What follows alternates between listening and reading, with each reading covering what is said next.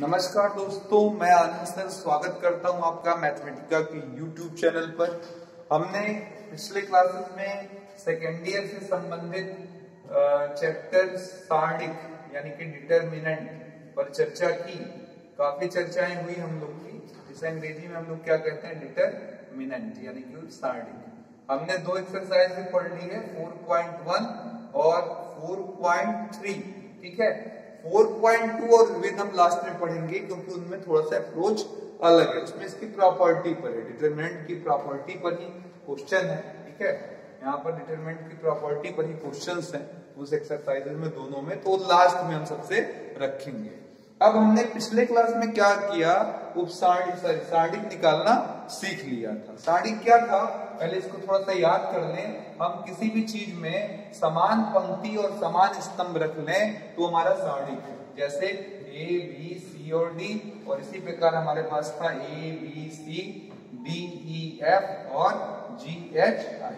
अब इसे हम एक नंबर में बदल दे रहे थे। कैसे, इनका क्रॉस गुणा कर दीजिए, इससे आपको मिल जाएगा AD माइनस BC। ठीक है, जैसे एग्जांपल में 2 4 3 6 मान लें, तो इन दोनों का गुणा 2 और 6, इन दोनों का गुणा 4 into 3, तो ये 12 में से 12 गया, क्या आ जाएगा 0।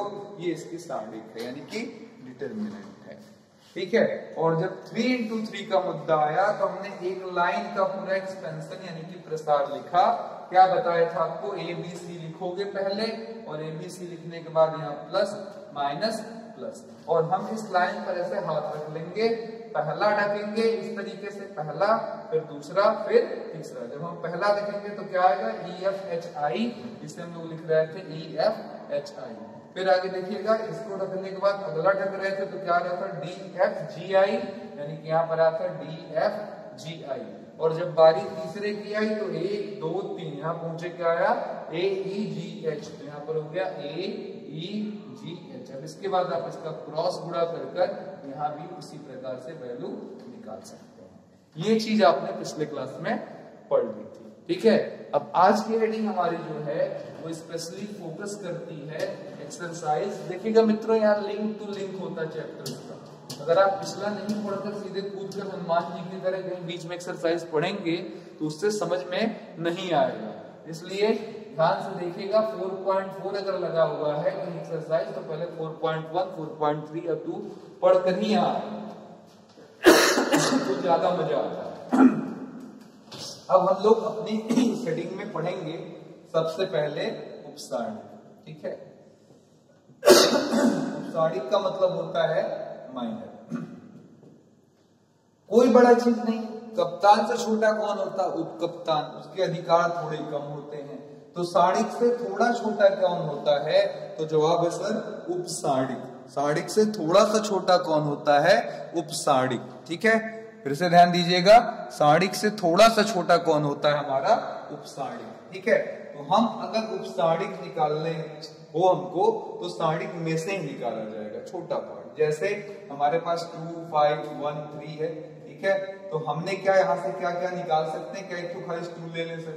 ठीक है, केवल 5 ले सकते हैं, केवल 1 ले लें, केवल 3 ले लें, या ऐसे देखिएगा 1 2 4 0 3 2 1 0 1 है।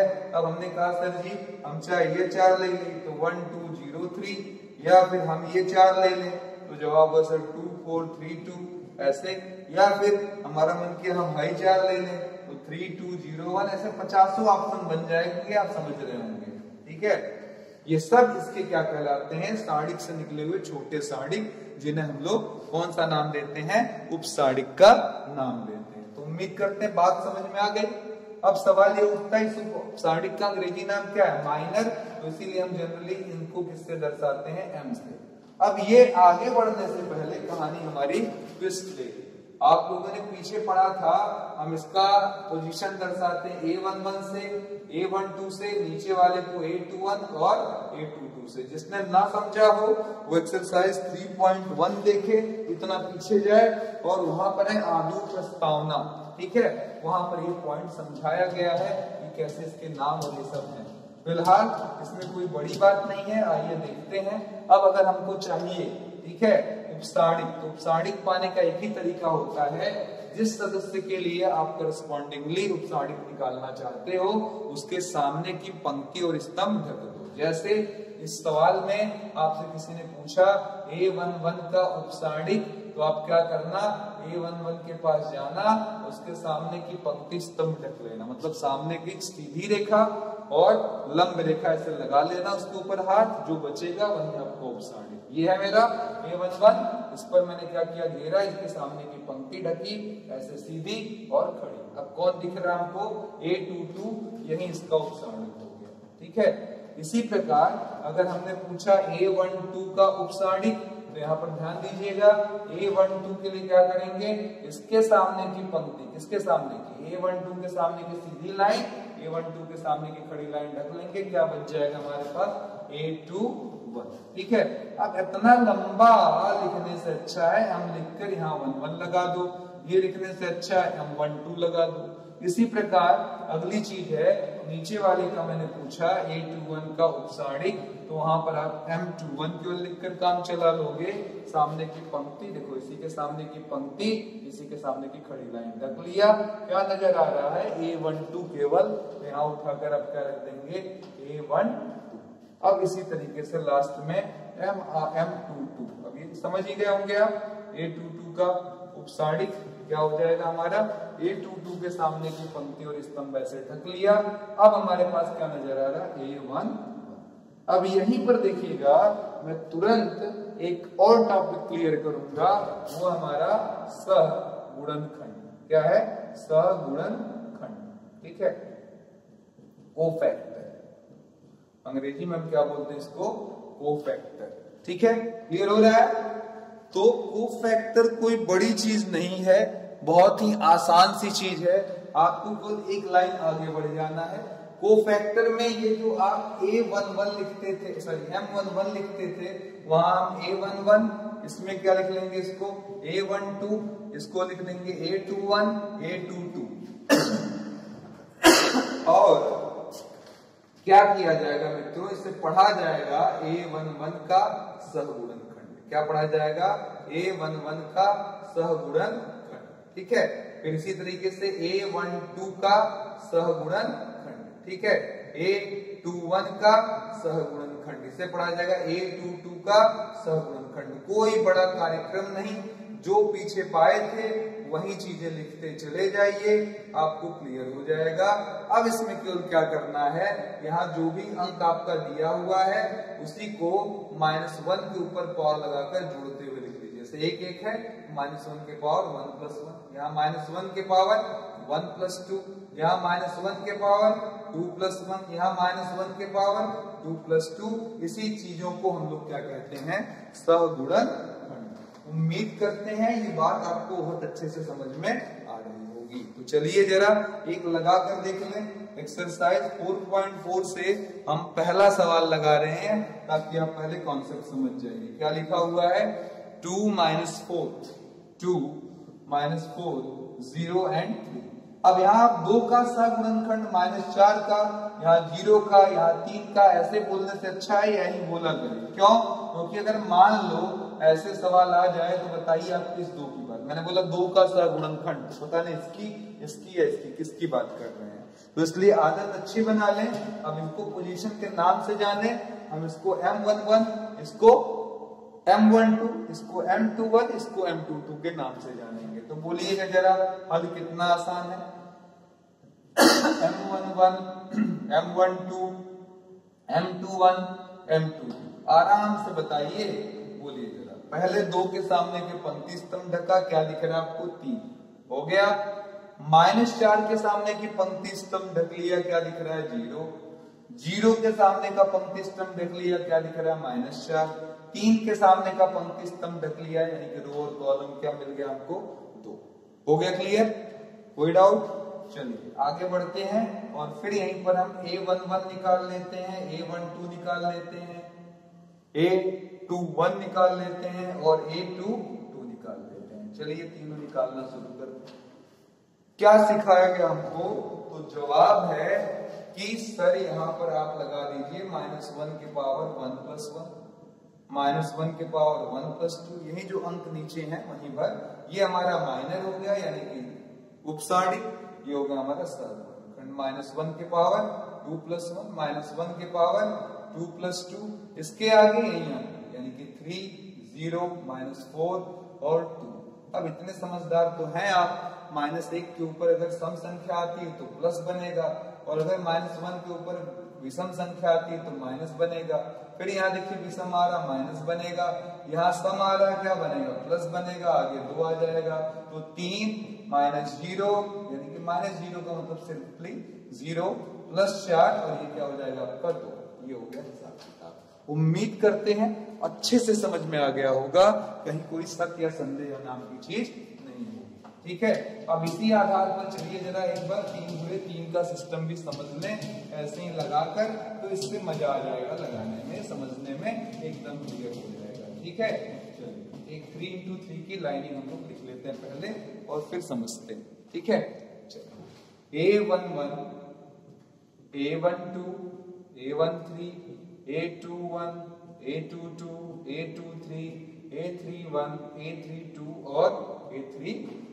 ठीक है, कोई प्रॉब्लम? चलिए अब अगर हमको A11, A12, A13 इन सब पर निकालना है तो मैं फिर बोलूंगा वही M11। अब बोलिए जरा M11 निकालना ये वाला, तो आप क्या करोगे, सामने की पंक्ति और स्तंभ, देखो इसके सामने की पंक्ति स्तंभ ढक लिया, क्या आ जाएगा हमारा A22।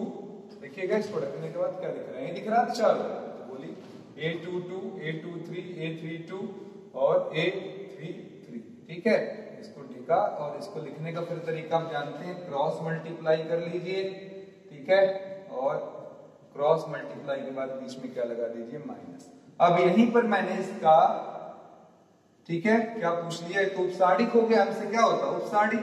अब हमने इसका A11 यानी कि सहगुणनखंड पूछ लिया, तो बस आगे -1 की पावर, देखिए 2 अंक थे हमारे पास, 1 + 1 लगाकर ये सेम टू सेम ऐसे उतार लीजिए। ऐसे मैं रैंडम पूछ देता हूं, चलिए जरा बताइए कि M31 का क्या होगा, M31 का क्या होगा। तो अब क्या करेंगे, सामने का पंक्ति स्तंभ ढक लेंगे, क्या दिख रहा है आपको, बोलिए A12, A13, A22, A23। ठीक है, अब बताइए जरा, अब इसकी वैल्यू कितनी, तो कहे सर जी A12, A23, A13, A22, बीच में क्या लगा दें, माइनस।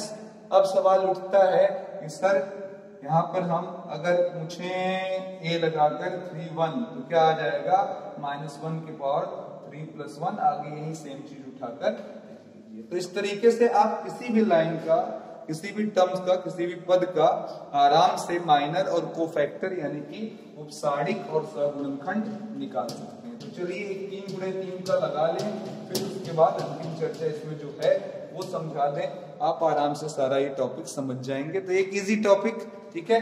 चलिए दूसरे का पहला ही मान लेते हैं, सेकंड इस पर सेम टू सेम आप लगा सकते हैं, लेकिन मैं सेकंड लगा देता हूँ, इसमें जीरो ज्यादा है, कैलकुलेशन बहुत कम है, तो आप इसको लगाइएगा। क्या लिखा है 104, फिर 35 -1, ठीक है। अब बोलिए 012, तो आराम से आइए, एक एक कर हमको निकालना है। यहाँ से शुरुआत करिए M11 की, बोलिए जरा, सामने की पंक्ति स्तंभ ढक लीजिए।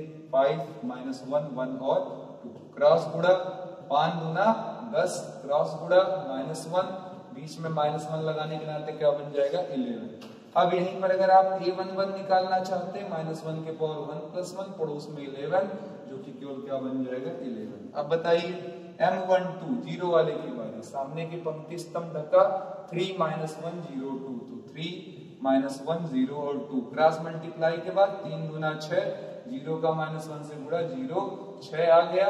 A12 जानना चाहते हैं सर, तो -1 के पावर 1 + 2, आगे 6, जवाब आ गया -6।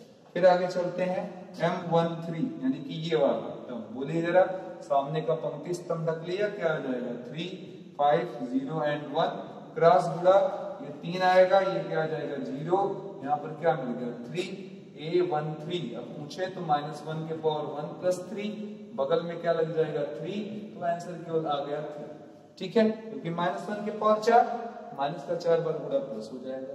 मुझे लग रहा है इजी लग रहा है मित्रों, कोई प्रॉब्लम नहीं हो रही होगी।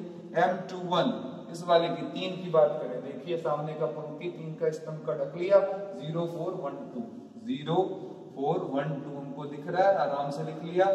इसको खूब प्रैक्टिस कर लेना मित्रों, क्योंकि 6 नंबर दिलाने वाला टॉपिक है। अगली हेडिंग में हम इसी की सहायता से अपने आव्यूह का प्रतिलोम निकालने का मेथड सीखेंगे, ठीक है।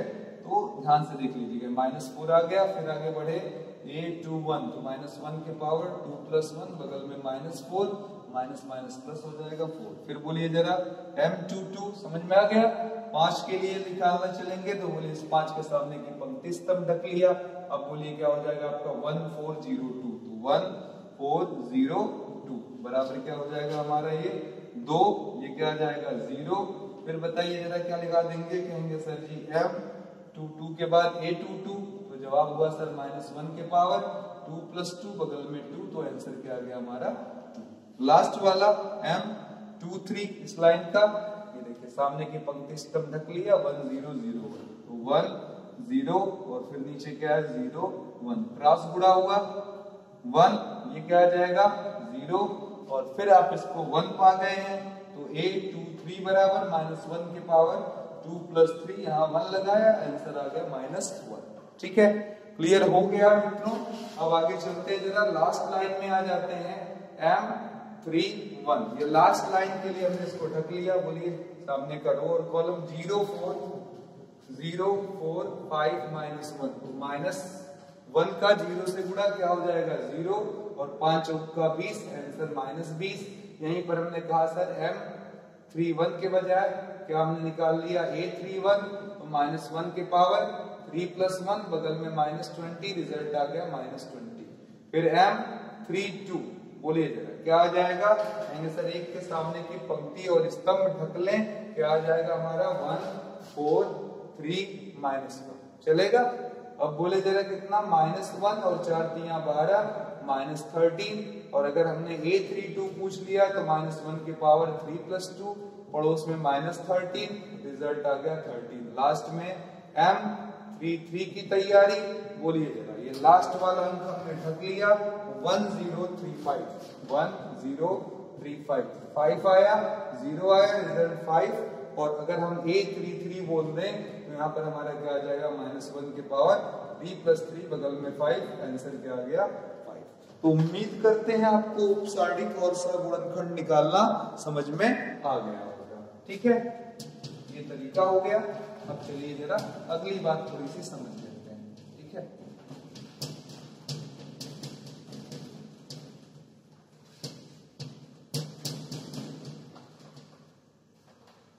अब अगर हम बात करें कि हमारे पास एक सारणिक लिखा हो, अभी तक तो हम किसी भी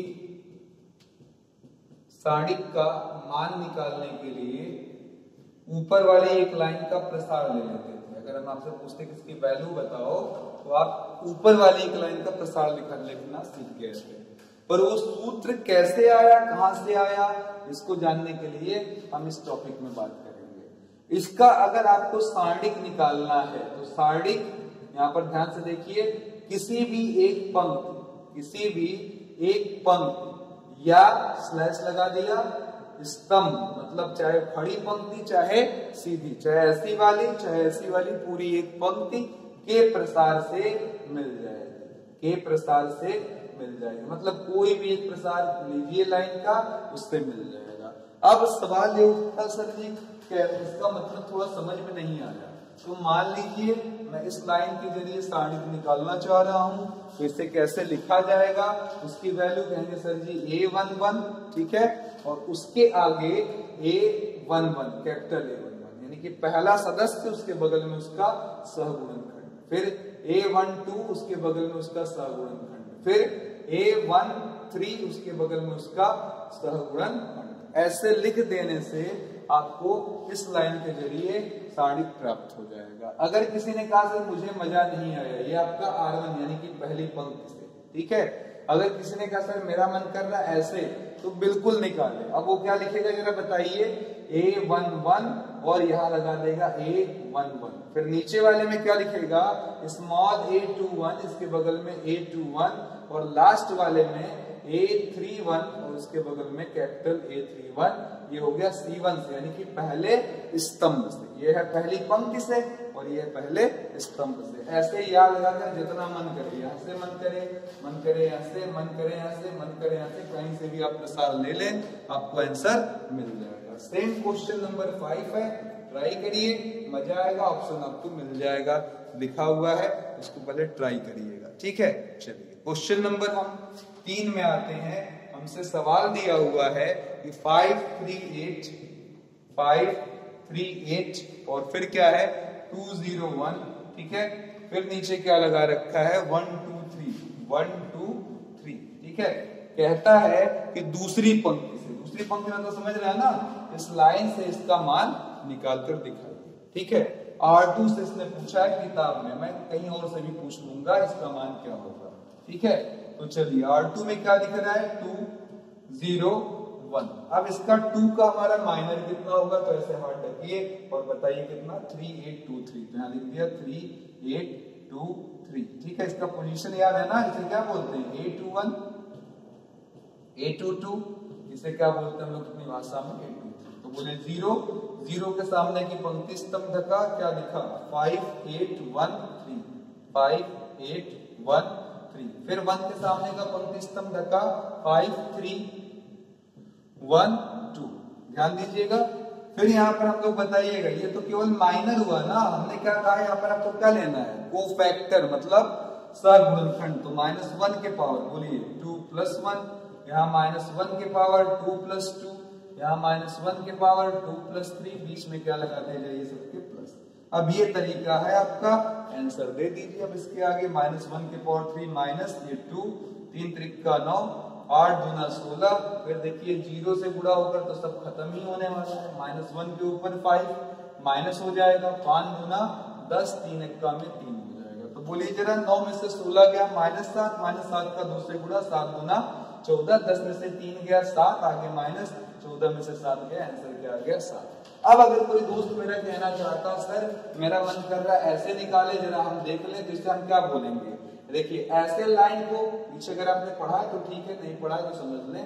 इनको पहले लाइन को R1 R2 R3, खड़ी लाइनों में इसको पहले C1 C2 और C3। मान लीजिए किसी ने हमसे क्लेम था सर जी C2 से भी जरा दिखा दीजिए, तो देखिए क्या लिखेंगे, पहले 3, फिर 3 के सामने की पंक्ति स्तंभ रखने के बाद 2 1 1 3, 2 1 1 3। फिर मैं बोलूंगा इसकी पोजीशन क्या है मित्रों, तो आपको मालूम है A12, तो आगे -1 के पावर 1 + 2। देखते रहिएगा। अगला अंक 0 है, तो देखिएगा यहाँ प्लस लगाकर हमने 0 लिखा और इसकी पोजीशन है A22, तो -1 के पावर 2 + 2। आगे कुछ डिटरमिनेंट में आएगा पर लिख नहीं रहे, टाइम पास से क्या फायदा, 0 से कोई भी चीज गुणा होकर क्या हो जाएगा 0।